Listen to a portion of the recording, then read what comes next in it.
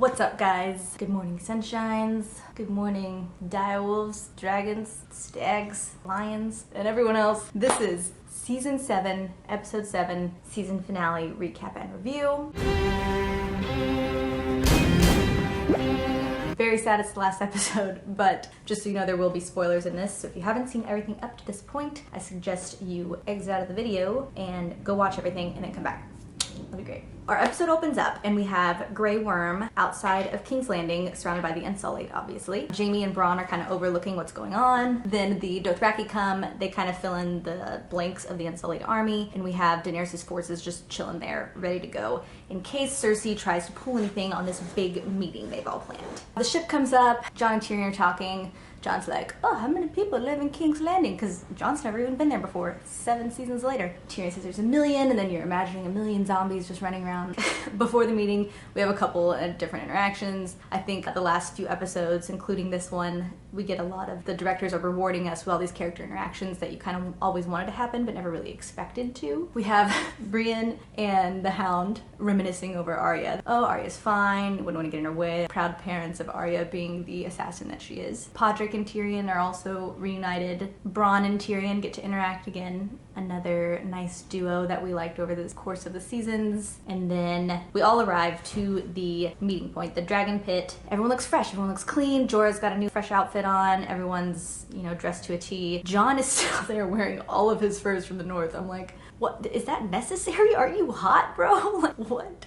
Cersei finally gets there. We have the Hound and the Mountain. They step up to each other, which I thought was interesting and kind of random. Just before this meeting starts, they're like, by the way, you're still gonna get what's coming to you. So the Clegane brothers still have something coming, but I'm like, is there anything left of the Mountain? He seems like a decaying corpse. His face looked so bad underneath that helmet. I feel that it looked worse than the last time we saw him there through the little peepholes, but maybe not. Maybe it's just because they were in the daylight and you could see better, but that guy's not all there anymore, I don't think. But apparently maybe they're still gonna have the Clegane Bowl that everyone is rooting for. Then we have Dany arrive on Drogon, making an entrance as usual, which I thought was awesome. So she arrives, she comes down, sits down, and all I can think of at this point is the prophecy that Cersei got when she was a kid that says you will be, as the queen, you will be overtaken by someone younger and more beautiful, because Dany sits down, she's all blonde and cute looking, and she's young, you know. And obviously Cersei's a little older, she's got her shorter hair, so she just looks kind of like that mom look, and that is all that was going through my head there. I feel that Cersei has to have that prophecy in the back of her head at all times, so she's got to be thinking that too as she looks at Daenerys. In my opinion, I probably would be, but I digress. Then the Hound brings out the White, this plan that totally never made sense, that actually worked. I'm super surprised that it all came around and actually ended up happening, because I thought the plan was so dumb when they suggested it. However, props. Get the White pops out of the box, scares the crap out of everyone. I really thought that the White was just gonna decay or be dead, or maybe that White Walker died or something and it's just gonna be a box of bones. I don't know, you just, when an episode's going on, it's the first time you've seen it and there's no leaks or spoilers, you just have all these thoughts in your head like, what could possibly go wrong? I'm like, what if the White doesn't even reanimate? But it did. It goes for Cersei, who no one tries to protect her from. The Hound just kind of pulls the White back. And this appears to affect Cersei for a minute. And she's like, okay, I will bring my forces back, agree to Dany's truce, if Jon steps down or just chills and stays neutral, I guess. And I thought that was kind of random and weird of her. I don't know why that's specifically what she wanted. Jon and Dany's forces arrived together, clearly already working together, so she's like, well, I don't want you to choose sides. So Jon, obviously being Jon, says that he has already sworn loyalty to Daenerys and ruins everything. And then Cersei just storms off.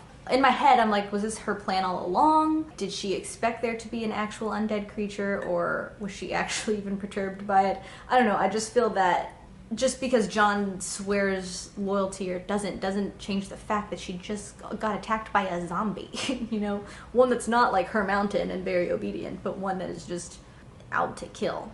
She goes back into the castle. We have Tyrion and Jaime, or Tyrion goes to talk to her, you know.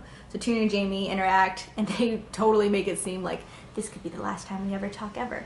You're just wondering if the directors are setting you up to kill Tyrion, and the whole time I'm sitting there, I'm like, Tyrion's dead. Tyrion's so dead. They gotta kill someone off this episode. They have to kill someone off. And then he goes into his meeting with Cersei. I don't know, like, going into the meeting, I guess you want Tyrion and Cersei to interact, but Cersei's evil.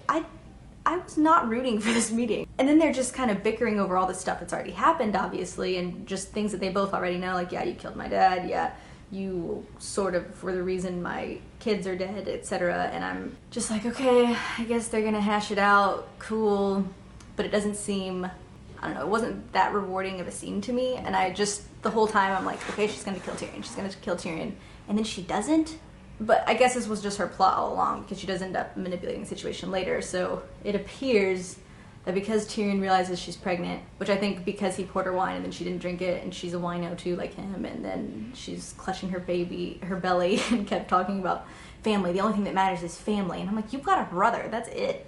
That you have no family left. So obviously she's referring to the child in her stomach, which I thought might have been a lie before, but now I think is real, because I don't feel like she's that good of an actor. But she's like, oh, no, my family.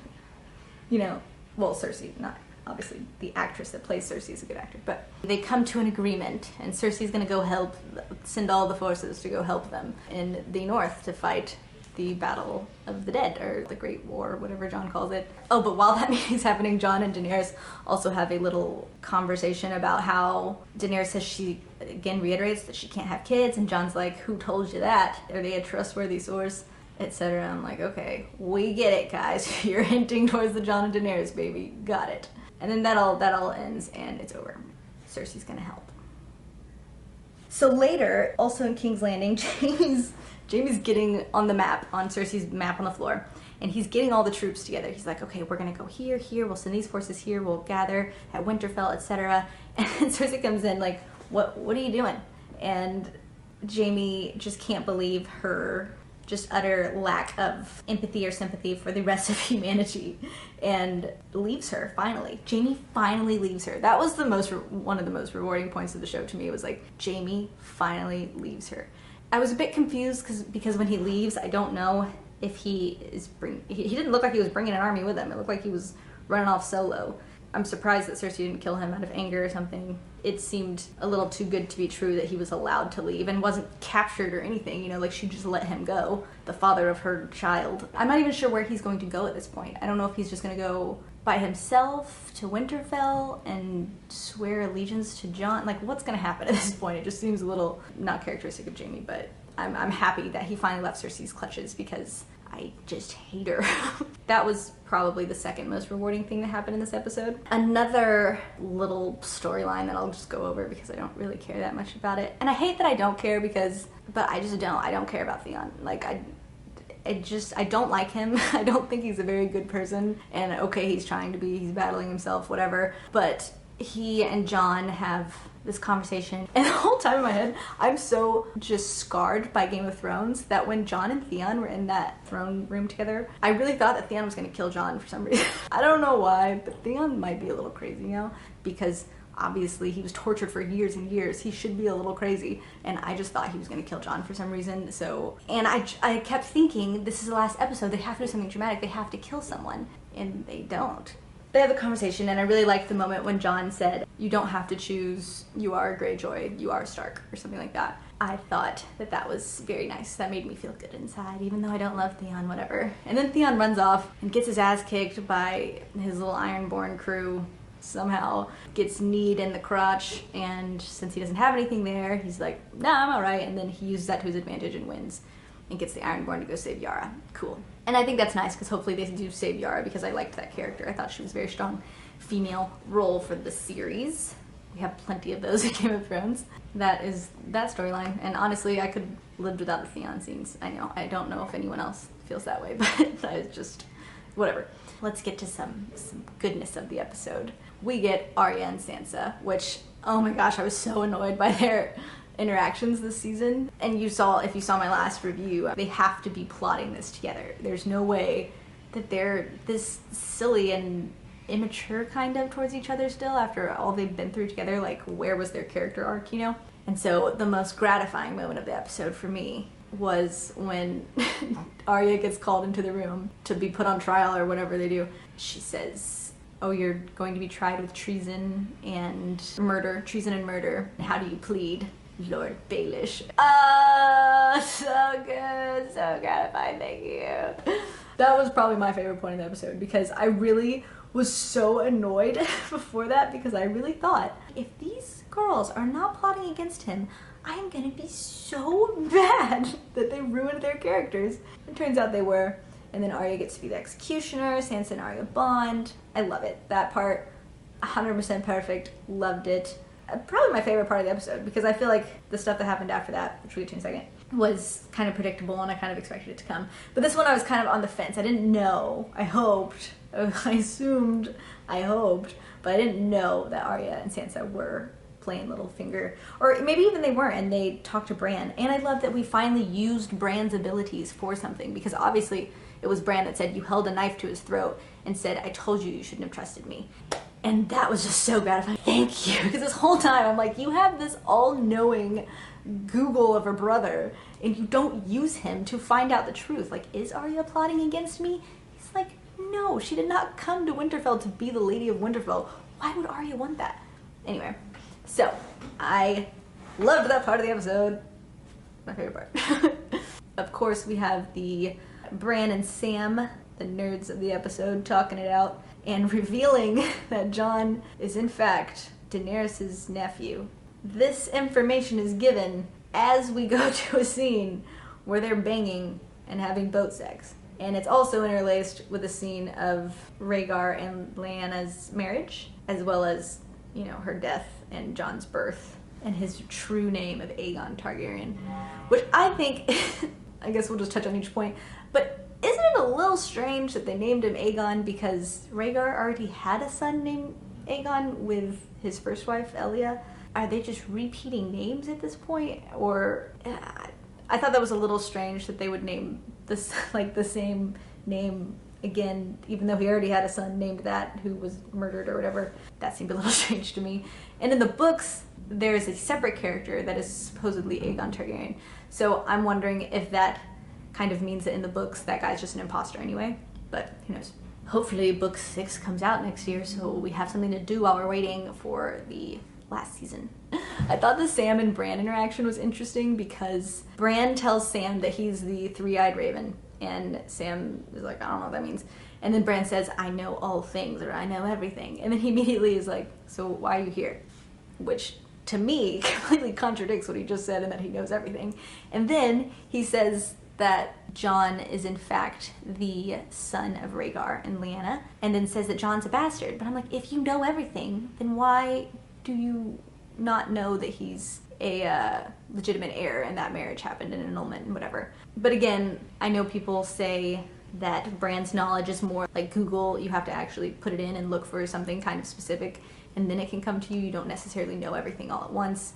But at the same time, he did just tell Sam, I know everything that's happened ever. So I thought that was a little contradictory, but whatever. Oh, I also thought it was interesting that when Jon and Dany were hooking up, Tyrion's in the hallway like mean mugging him. Tyrion, why do you look so upset right now? You're not Jorah, you know what I mean? Like, I can understand if he was upset, but I guess Tyrion's just concerned. I mean, my takeaway from that would be that he told Daenerys not to bring Daario with her to King's Landing because he would be a distraction.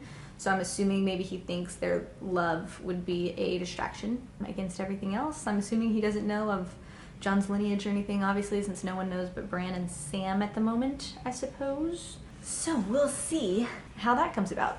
Oh, and also about the incest, because I feel like that's all anyone can bring up right now. I just wanted to look it up because I feel that in the books it's not really a big deal to be incestual, or it's not as big of a deal if there's a generation in between or whatever. And so I looked it up, and the Targaryens actually married brother to sister, and that is what they always did. They married brother to sister, and if there wasn't a sister available to keep the bloodline pure, they'd marry like the first cousin, the closest cousin they could find to keep the bloodline as pure as possible. All of these people are made by incest. Daenerys, her dad, the Mad King, was married to his sister, Rhaella or whatever. I think that's what her name was. Daenerys came from her brother and sister being married, and I think she even says at some point during the books, she's thinking in her head, and I think she says that if Rhaegar's son Aegon had survived, she probably would have ended up marrying him, which would have been her nephew as well. So obviously she's already okay or knows that that's a possibility that she would marry a nephew or very close relative, because that is what the Targaryens did. And also I thought it was interesting that, looking further into the incest thing, like Tywin Lannister, Cersei and Jaime's dad and Tyrion's dad, was married to his first cousin. That was their mom. So they're all kind of a little super incestual, actually, after they have the 3 kids with Jaime and Cersei. Incest doesn't seem to be as big of a thing in I want to call it Middle Earth, but this is not Lord of the Rings, in Westeros. So I don't know if the reveal on the television show will be as dramatic as one might think. Like, in that, oh my gosh, it's my aunt, gross. Like, I think maybe they won't feel that way. I don't know, that's my guess. But I know everyone's talking about that, and to me, because I knew the Targaryens are super weird and incesty, and that's why they're all kind of like, 50% of them are kind of insane, the other 50% are kind of normal. That is my feelings on incest in Game of Thrones, or the relationship between Jon and Dany. Last thing of the episode, obviously, we have Tormund and Beric are overlooking the wall. They're looking down, and you're just waiting for it at this point. You're like, oh gosh, they gotta end the episode dramatically, of course. The Army of the Dead is officially here. I don't know, I can't believe they're there already. And then this dragon comes out. Why has the dragon got holes in its wings? Like, when did those get there? Is that just to make it look more undead? Which to me clarified the point where I was like, oh, maybe it's a White Walker dragon, but to me, if it's dead, then it's definitely a white, which means it's fully controllable, I think, in my opinion. And I thought it was interesting that the dragon is breathing fire, but fire kills whites. So obviously it's breathing some kind of extra magical fire, kind of maybe like wildfire or something, which doesn't kill whites, or the dragon is obviously capable of doing it. So burns down the wall, and the whole Army of the Dead just gets in. They're all good for it. They're marching. So my takeaway from this episode was that I thought it was a good episode overall. Like, it kept me engaged for the most part, and I was happy with everything that happened, like all the events that occurred. Cool, all for them. However, I'm a little disappointed that no one died. I know that's a dumb thing to say, but I just think it ended a little too cleanly and everything ended a little too perfectly, where even though Cersei was plotting all along on that little interaction, Jaime still left, so I feel like we still got a good thing from it. I just didn't feel that. I felt like something bad should have happened, something more ominous. I guess the dragon bringing down the wall is pretty terrible, but you know, like when Jon died, you just left and your heart was just like, no, you know, like that kind of passion and emotion. That's what I want to feel out of Game of Thrones, and I didn't really feel like I left with that at the episode, and that's a very small complaint. But overall, I really enjoyed this episode, especially in comparison to the last couple where I was kind of like, I liked it, but you know, whatever. Very pleased with the episode overall. I do think that we got rid of Littlefinger, who was a big part of making Game of Thrones like very political and like a lot of manipulation and a lot of like lies and things happening, and we've kind of lost that at this point, so it was like a good time to kill him off, I guess. And it also confuses me that Varys isn't very useful anymore. I feel like he was also another one of the manipulators and the conniving ones, and he hasn't been used much this season either, so I think we're kind of doing away with that and going more for let's win the war, let's finish this off cleanly and not have too much of the depth and layers of deception, I guess, that we got earlier in the seasons. Yeah, I'm super pleased with the episode. Now that it's over, I do feel that we all have a bit of time to chill out and wait for the next season. I highly recommend that everyone reads the books at this point, because the books they're very similar to the show, and you get a lot more information and you get a lot more of that particular character's perspective, because each chapter of Game of Thrones is a different character's perspective. So it'll be like Daenerys, it'll be one chapter and it'll all be everything happening from her perspective, and it'll have Tyrion, etc. And then you'll have little tiny characters that you never hear from again, and sometimes it'll be a chapter from them. So I think it's very interesting just to get a little more information. If you're not big into reading, you can always listen to the books. I think audiobooks are something great to do when you're driving or you're stuck in traffic, or for me, if I'm getting my eyelashes done or my nails done or anything where you can't really be on your phone or using your hands or reading necessarily. It's really nice to just have that in, or if you're waiting at the doctor's office, just audiobooks are super helpful, so you can use Audible for that. I feel like that is what everyone uses. That's my favorite one to use, at least. So you can download the books on that if you use my link, audible.com/blackketter. then you will get a month for free, a 30-day trial for free. So first book is called Game of Thrones by George R.R. Martin. Go get it, read it. He'll probably come out with Winds of Winter next year. I'm almost sure that he will. I feel like they've planned this, you know what I mean? So it'll come out perfectly in between like this and the next season, so everyone gets it. So first book is called Game of Thrones. The second book is Clash of Kings, etc. So go download that book. That is what I recommend. I'm about to reread them all again just to pick up all the juicy details you could have missed. They're just a great read, a great listen. So that's what I'm going to recommend to you today. You know, when it's all said and done, we can all watch or read / listen to Winds of Winter together. And I feel that he is going to do the 6th book so much different than they did in the television show that it'll be just interesting to see that different perspective too. So I'm super happy about it. So don't forget to use my link, and that's gonna be it for this episode. I would love to know what your kind of theories and whatnot are going forward. I feel that because the episode ended so cleanly, like I don't know what manipulation there could be or what kind of strange things could happen because it seems kind of straightforward at this point. So I would love to hear some more like theories, what you think and how you feel about it and whatnot. Like I really want to know what other people think because I don't even know what I think at this point. I'm so, you know, the episode just ended so nicely, you know? At this point, we will see what happens in 2 years when the next season comes out. That is so heartbreaking. Hopefully we get to see some Ghost. I would like to see some more direwolves. That is my request. Thank you, Game of Thrones. Please fulfill this. But that's going to go ahead and conclude this video. I really hope you all enjoyed it. We'll see you in my next vlog. That won't be a Game of Thrones video, and I'm really sad about it. That's it. If there's any other series you'd want me to do, like, let me know down below. I don't want my channel to become a series reviews, but they are kind of fun to do. I'm definitely gonna do Westworld when that comes out, because I'm obsessed with Westworld. Bernard, into. I know that doesn't happen until next year either. I'm gonna shut up and stop rambling. I digress. I'll see you in the next video. Thanks so much for watching. Bye, guys.